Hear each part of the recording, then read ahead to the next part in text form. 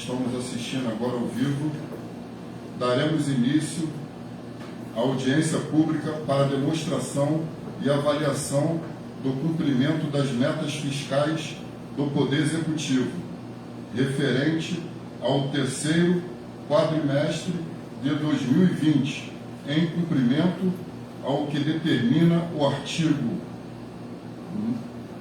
9º, parágrafo 4º da Lei Complementar número 101 de 2000, Lei de Responsabilidade Fiscal. Com a palavra,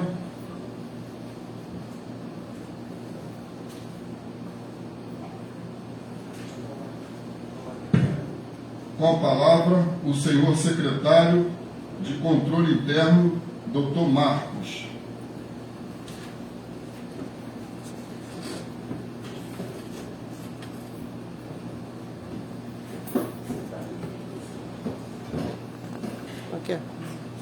Bom dia a todos, presidente, vereadores presentes, a secretária municipal de Fazenda, contribuintes, assessoria de imprensa, toda a comunicação, muito obrigado, muito bom dia. E mais uma vez estamos a cumprir essa missão, que é o cumprimento da Lei de Responsabilidade Fiscal, no que tange às metas constitucionais.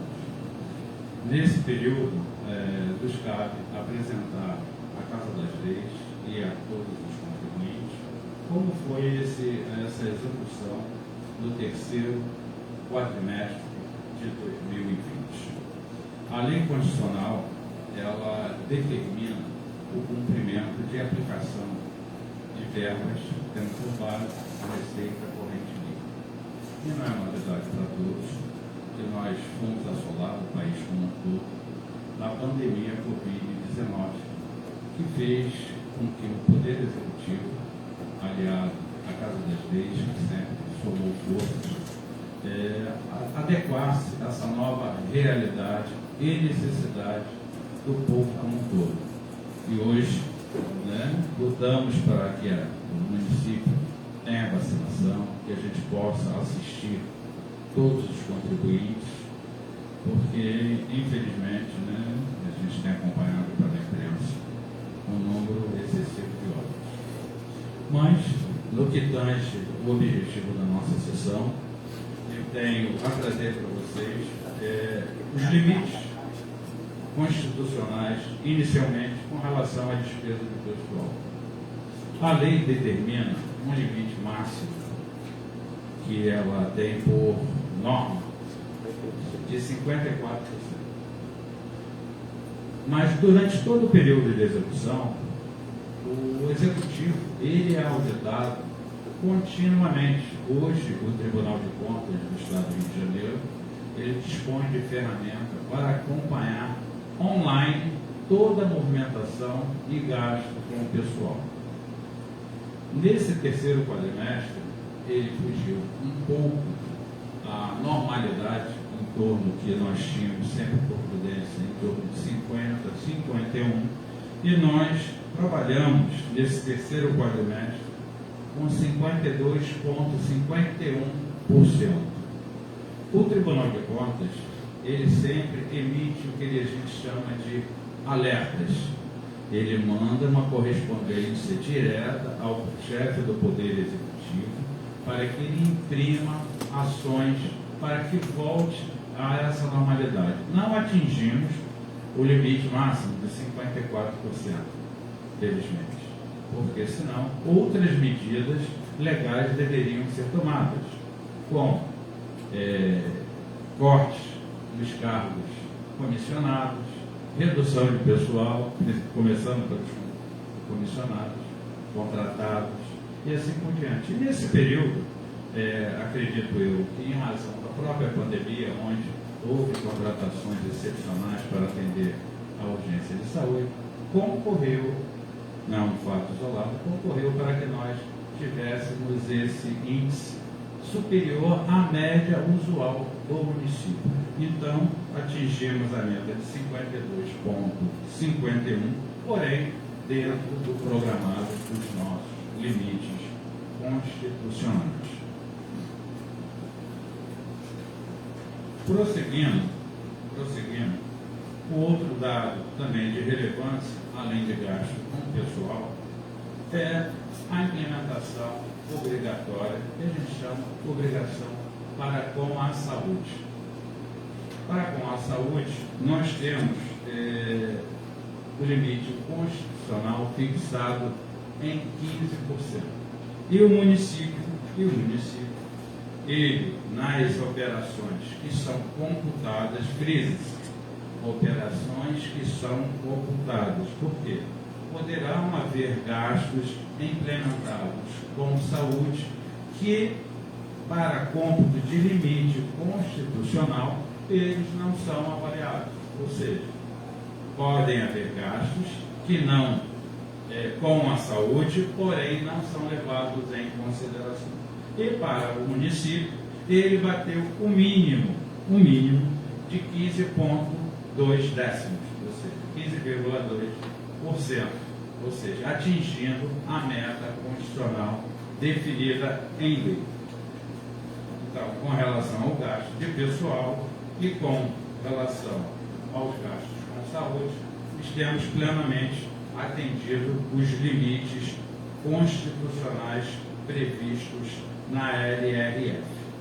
Eu gostaria de trazer, a título de conhecimento dos presentes também, o que seria esse percentual de receita, de transferência, que é muito importante, que muitas vezes, atendendo uma determinação, quando o Poder Executivo submete uma lei orçamentária, nós trabalhamos com previsão, ou seja, é uma estimativa de arrecadação. E em cima dessa previsão é que são traçadas todas as metas, todos os programas, todas as rubricas, e na lei orçamentária nossa fica estipulado um percentual a qual o Poder Executivo tem autonomia para readequar e remanejar. Acaso excepcional, o Poder Executivo forçosamente é obrigado a submeter à Casa das Leis, à Câmara dos Vereadores, para que ele então autorize essa adequação, se houver necessária e não houver previsão e dotação orçamentária.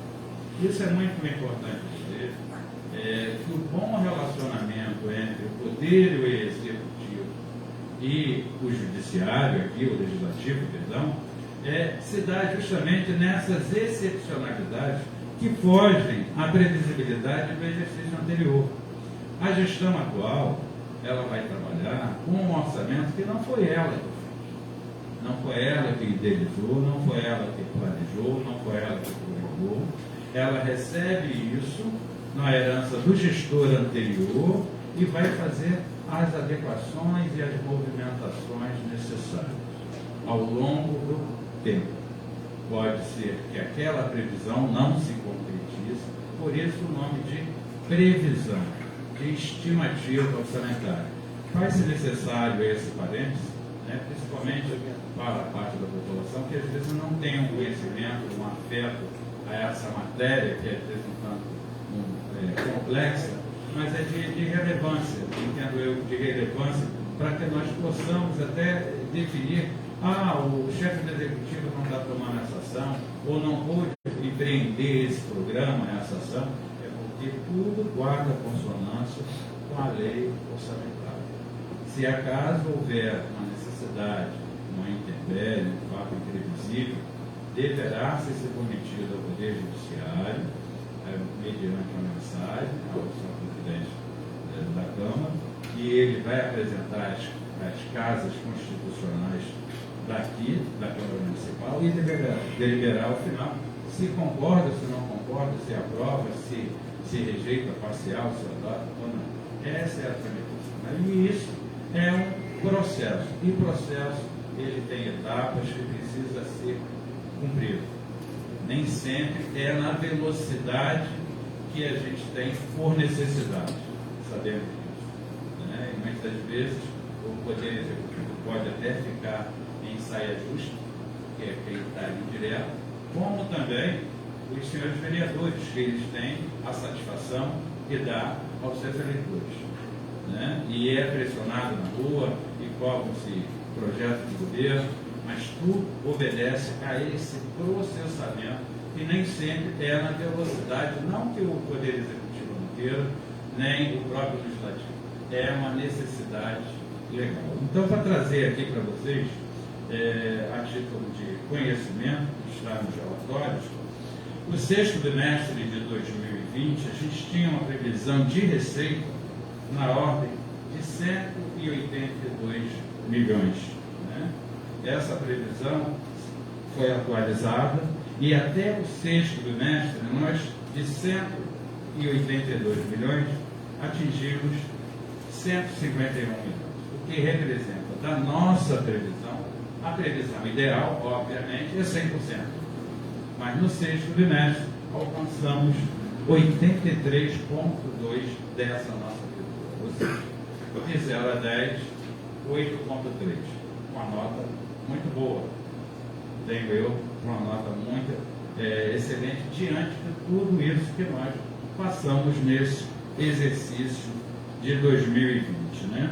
Os impostos de transferências constitucionais, eu já trouxe para vocês, de saúde, que foi da ordem de 15,2, se efetivando em 15,1.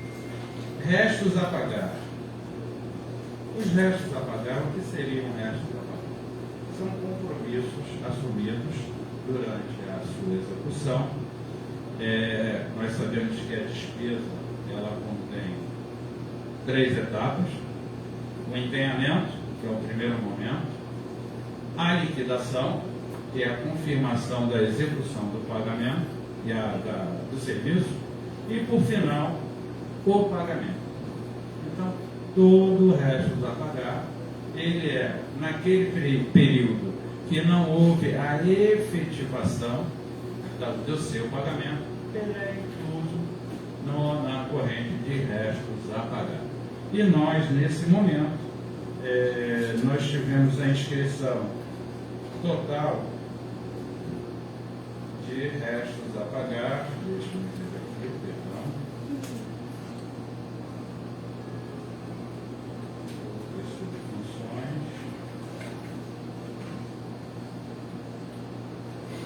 a ordem de uma previsão de 92 para 8 milhões e ajustados.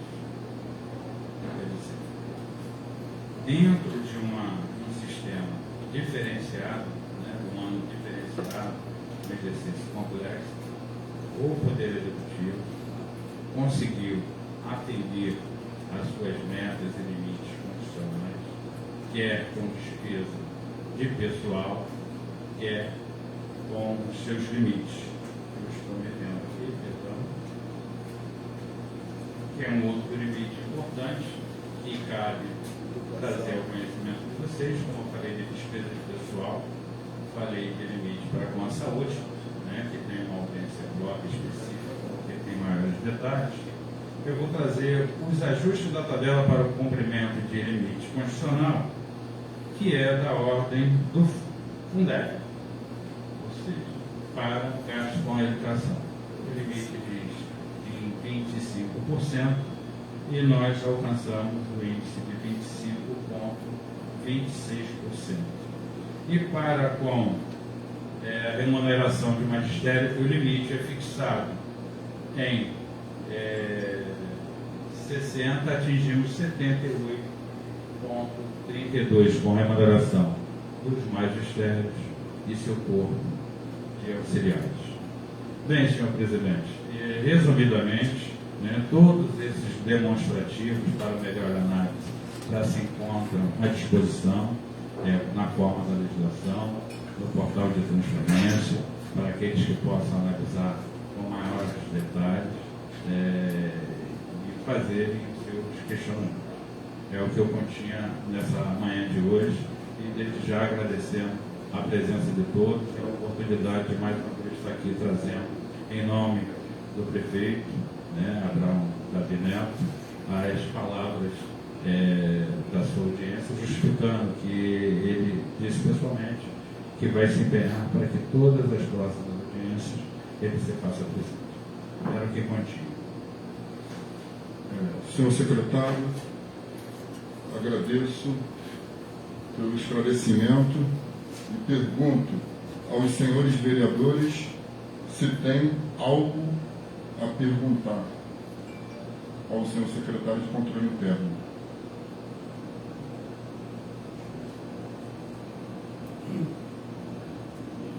Ninguém? Ninguém? Algum munícipe deseja fazer alguma pergunta? Ninguém? Não havendo ninguém para fazer pergunta, quero agradecer aqui a presença do vereador Moção, do vereador Rafael Regis, do vereador Leandro Hungria e do vereador Anderson Campos.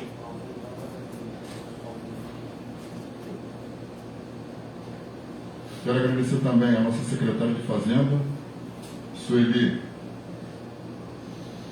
Barquete, nosso procurador da Câmara, nosso secretário também de Governo, que está presente nessa audiência pública, né? E os senhores e senhoras também por ter vindo. Muito obrigado e dou por encerrada essa sessão. Um bom dia a todos, que Deus continue nos abençoando.